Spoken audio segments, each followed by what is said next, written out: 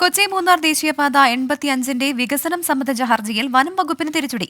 ദേശീയപാത അതോറിറ്റിക്ക് പാത നിർമ്മാണവുമായി മുന്നോട്ടു പോകാം. വനം മേഖലയിലെ പാത നിർമ്മാണം തടയരുതെന്ന് വനം വകുപ്പിന് ഹൈക്കോടതി നിർദ്ദേശം നൽകി. എസ് ശ്രീകാന്ത് കൊച്ചിയിൽ നിന്ന് ചേരുന്നു. ശ്രീകാന്ത്, എന്തൊക്കെ കാര്യങ്ങൾ പരിഗണിച്ചാണ് കോടതിയുടെ ഈ വിധി?